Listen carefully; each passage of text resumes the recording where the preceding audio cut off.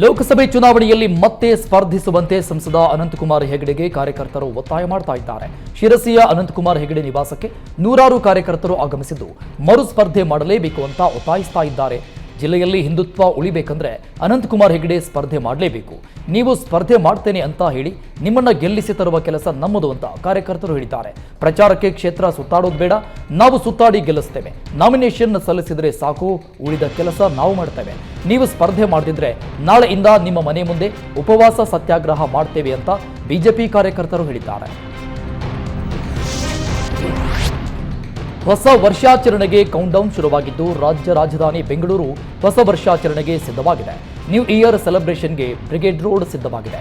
ಜಗಮಗಿಸೋ ವಿದ್ಯುತ್ ದೀಪಗಳಿಂದ ಬ್ರಿಗೇಡ್ ಹಾಗೂ ಚರ್ಚ್ ಸ್ಟ್ರೀಟ್ ರೋಡ್ ಕಂಗೊಳಿಸ್ತಾ ಇದೆ. ಹೆಚ್ಚು ಪಬ್ ಬಾರ್ಗಳಿರುವ ಬ್ರಿಗೇಡ್ ರೋಡ್ಗೆ ಖಾಕಿ ಕಣ್ಗಾವಲಿದ್ದು ಅಹಿತಕರ ಘಟನೆ ನಡೆಯದಂತೆ ಕಟ್ಟೆಚ್ಚರ ವಹಿಸಲು ಖಾಕಿ ಸಿದ್ಧವಾಗಿದೆ. ಬ್ರಿಗೇಡ್ ಹಾಗೂ ಚರ್ಚ್ ಸ್ಟ್ರೀಟ್ ರಸ್ತೆಯಲ್ಲಿ ಸಿಸಿಟಿವಿ ಕ್ಯಾಮೆರಾಗಳ ಸಂಖ್ಯೆಯನ್ನು ಹೆಚ್ಚಿಸಲಾಗಿದೆ.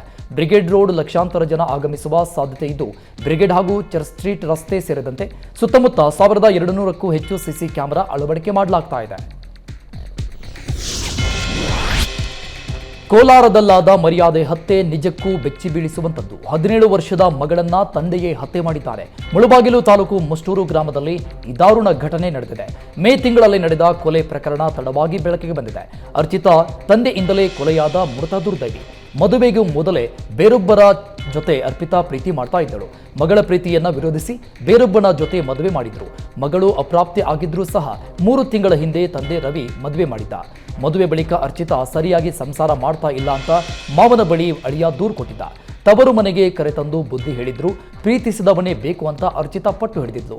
ಇದಕ್ಕೆ ಕೋಪಗೊಂಡ ತಂದೆ ರವಿ ಮಾರಕಾಸ್ತ್ರದಿಂದ ಹಲ್ಲೆ ಮಾಡಿ ಹತ್ಯೆ ಮಾಡಿತು. ಕೊಲೆ ಬಳಿಕ ಬೇರೊಬ್ಬರ ಜಮೀನಲ್ಲಿ ಮಗಳ ಶವವನ್ನ ಸುಟ್ಟು ಹಾಕಿದ್ದ. ಬಳಿಕ ಪೊಲೀಸ್ ಠಾಣೆಯಲ್ಲಿ ಮಿಸ್ಸಿಂಗ್ ಕಂಪ್ಲೇಂಟ್ ನೀಡಿದ್ದ. ಪೊಲೀಸರ ತನಿಖೆ ವೇಳೆ ತಂದೆಯೇ ಮಗಳ ಕೊಲೆ ಮಾಡಿರುವುದು ಬಯಲಾಗಿದ್ದು ಶವ ಸುಟ್ಟ ಸ್ಥಳದಲ್ಲಿ ಅವಶೇಷಗಳಿಗಾಗಿ ಎಫ್ಎಸ್ಎಲ್ ತಂಡ ಹುಡುಕಾಟ ನಡೆಸಿದೆ. ಮುಳಬಾಗಿಲು ತಾಲೂಕು ನಂಗಲಿ ಪೊಲೀಸ್ ಠಾಣಾ ವ್ಯಾಪ್ತಿಯಲ್ಲಿ ಪ್ರಕರಣ ದಾಖಲಾಗಿದೆ. ನೀವು ಪೋಷಕರಾಗಲು ಕಾಯುತ್ತಿದ್ದೀರಾ? ಚಿಂತಿಸದಿರಿ. ಓಯಾಸಿಸ್ ಫರ್ಟಿಲಿಟಿ 90,000 ದಂಪತಿಗಳ ಜೀವನದಲ್ಲಿ ಸಂತೋಷವನ್ನು ತಂದಿದೆ. 7825893601ಗೆ ಕರೆ ಮಾಡಿ. ಅತ್ಯದ್ಭುತ ರಿಯಾಯಿತಿ ಪಡೆಯಿರಿ ಹಾಗೂ ಎಲ್ಲರಿಗೂ ಗುಡ್ ನ್ಯೂಸ್ ಕೊಡಿ. ತುಮಕೂರು ತಾಲೂಕಿನ ದುರ್ಗದಹಳ್ಳಿ ಗ್ರಾಮದಲ್ಲಿ ಸ್ಮಶಾನ ಇಲ್ಲದೆ ರಸ್ತೆ ಬದಿಯಲ್ಲೇ ಶವ ಸಂಸ್ಕಾರ ಮಾಡಿದ್ರು. ಈ ಪ್ರಕರಣಕ್ಕೆ ಸಂಬಂಧಪಟ್ಟಂಗೆ ಗೃಹ ಸಚಿವ ಜಿ ಪರಮೇಶ್ವರ್ ಪ್ರತಿಕ್ರಿಯಿಸಿದ್ದಾರೆ. ಪಿಡಿಒ ಅವರು ಸ್ಮಶಾನಕ್ಕೆ ದಾರಿ ಮಾಡಿಕೊಟ್ಟಿದ್ರೆ ಈ ಸಮಸ್ಯೆ ಆಗ್ತಾ ಇರಲಿಲ್ಲ. ತಹಶೀಲ್ದಾರ್ ಸ್ಥಳಕ್ಕೆ ಭೇಟಿ ನೀಡಿದ್ದಾರೆ. ಅವರ ಮನವೊಲಿಸಿ ಬೇರೆ ಕಡೆ ಅಂತ್ಯ ಸಂಸ್ಕಾರ ಮಾಡಲು ತಿಳಿಸಿದೆ. ಇದನ್ನ ನಿರ್ಲಕ್ಷ್ಯ ಮಾಡೋ ಪ್ರಶ್ನೆನೇ ಇಲ್ಲ. ಪಿಡಿಒ ಮೇಲೆ ಸಹ ಕ್ರಮ ಮಾಡ್ತಾ ಇದ್ದೇವೆ ಅಂತ ಜಿ ಪರಮೇಶ್ವರ್ ಹೇಳಿದರು. 2013ರಿಂದ 2018ರವರೆಗೆ ಸಿದ್ದರಾಮಯ್ಯ ಸರ್ಕಾರದಲ್ಲಿ ಪ್ರತಿ ಗ್ರಾಮದಲ್ಲೂ ಸಾರ್ವಜನಿಕ ಸ್ಮಶಾನ ಇರಬೇಕು ಅಂತ ಕಾನೂನು ತಂದಿದ್ದೇವೆ. ಎಲ್ಲೆಲ್ಲಿ ಎಲೆಕ್ಟ್ರಿಕ್ ಚಿತಾಗಾರದ ಅವಶ್ಯಕತೆ ಇದೆ ಅದನ್ನು ಸಹ ಮಾಡಬೇಕು ಅಂತ ತುಮಕೂರಲ್ಲಿ ಗೃಹ ಸಚಿವ ಜಿ ಪರಮೇಶ್ವರ್ ಹೇಳಿದ್ದಾರೆ.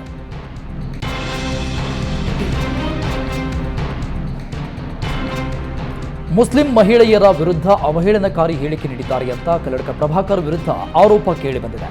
ಕಲ್ಲಡ್ಕ ಪ್ರಭಾಕರ್ ಭಟ್ ವಿರುದ್ಧ ವಿಮೆನ್ ಇಂಡಿಯಾ ಮೂವ್ಮೆಂಟ್ ಸಂಘಟನೆ ದೂರು ಕೊಟ್ಟಿದೆ. ಮಂಡ್ಯದಲ್ಲಿ ನಡೆದ ಸಮಾವೇಶದಲ್ಲಿ ಆರ್ಎಸ್ಎಸ್ ಮುಖಂಡ ಕಲ್ಲಡ್ಕ ಪ್ರಭಾಕರ್ ಭಟ್ ಮುಸ್ಲಿಂ ಮಹಿಳೆಯರ ವಿರುದ್ಧ ಅವಹೇಳನಕಾರಿಯಾಗಿ ಮಾತನಾಡಿದ್ದಾರೆ ಎಂಬ ಆರೋಪ ಕೇಳಿಬಂದಿದೆ. ದಕ್ಷಿಣ ಕನ್ನಡ ಜಿಲ್ಲೆಯ 2 ಪೊಲೀಸ್ ಠಾಣೆಗಳಲ್ಲಿ ವಿಮೆನ್ ಇಂಡಿಯಾ ಮೂವ್ಮೆಂಟ್ನಿಂದ ಪುತ್ತೂರು ನಗರ ಹಾಗೂ ಉಪ್ಪಿನಂಗಡಿ ಪೊಲೀಸ್ ಠಾಣೆಯಲ್ಲಿ 2 ಪ್ರತ್ಯೇಕ ದೂರು ದಾಖಲಿಸಿದ್ದಾರೆ.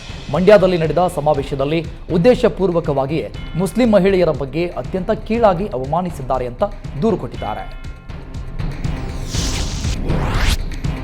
ಕೊರೋನಾ ಆತಂಕದ ಬೆನ್ನಲ್ಲೇ ರಾಜ್ಯ ಸರ್ಕಾರಕ್ಕೆ ಮತ್ತೊಂದು ಸಂಕಷ್ಟ ಎದುರಾಗಿದೆ. ಜನವರಿ 5ರಿಂದ ರುದ್ರಭೂಮಿ ಹಾಗೂ ವಿದ್ಯುತ್ ಚಿತಾಗಾರ ಬಂದ್ ಮಾಡಲು ನಿರ್ಧರಿಸಲಾಗಿದೆ. ರುದ್ರಭೂಮಿಯಲ್ಲಿ ಕೆಲಸ ಮಾಡೋರಿಗೆ ನೇಮಕ ಆದೇಶ ನೀಡಬೇಕು ಅಂತ ರುದ್ರಭೂಮಿ ಸಿಬ್ಬಂದಿ ಪ್ರತಿಭಟನೆ ನಡೆಸಿದರು. ಇದೀಗ ಕಮಿಷನರ್ ಸಂಧಾನ ವಿಫಲವಾದ ಹಿನ್ನೆಲೆಯಲ್ಲಿ ರುದ್ರಭೂಮಿ ನೌಕರರು ಸ್ಮಶಾನ ಬಂದ್ ಮಾಡಲು ನಿರ್ಧರಿಸಿದ್ದಾರೆ. ಬೆಂಗಳೂರಲ್ಲಿ 356 ಸಿಬ್ಬಂದಿಗಳು ರುದ್ರಭೂಮಿಯಲ್ಲಿ ಕೆಲಸ ಮಾಡ್ತಾರೆ. ಅವರಿಗೆಲ್ಲ ನೇಮಕ ಆದೇಶ ಆಗಬೇಕು, ಇಲ್ಲ ಅಂದ್ರೆ ನಾವು ಯಾವ ಶವವನ್ನು ಸಹ ಸುಡೋದಿಲ್ಲ ಅಂತ ಎಚ್ಚರಿಕೆ ಕೊಟ್ಟಿದ್ದಾರೆ.